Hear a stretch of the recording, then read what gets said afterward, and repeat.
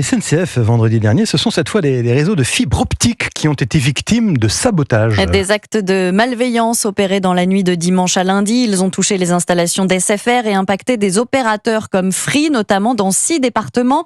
Les Bouches-du-Rhône, l'Aude, l'Oise, l'Hérault, la Meuse et la Drôme. Paris n'a pas été impacté. Les premiers éléments laissent penser à des actes de vandalisme simultanés et préparés.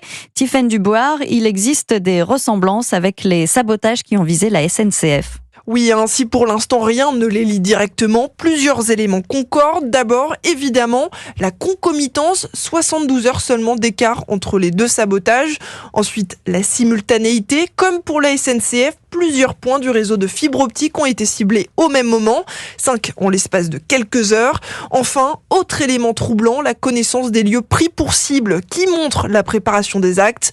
Pour Vincent Brouette, professeur spécialiste de la sécurité des systèmes d'information à Kedge Business School, c'est évident, il y a eu des repérages. Généralement, ce sont des sites techniques, donc derrière, vous pouvez avoir des risques d'électrocution. Disons qu'il faut connaître le terrain, il faut connaître l'endroit et il faut connaître la manière de faire. Ces actes-là, pour moi, c'est pas le premier venu qui peut commettre ce genre d'acte. Comme pour le sabotage de postes d'aiguillage de la SNCF, le parquet a annoncé l'ouverture d'une enquête. À elle de déterminer donc si les auteurs sont les mêmes ou s'ils étaient concertés. Et Tiffaine Dubuart pour Europe 1.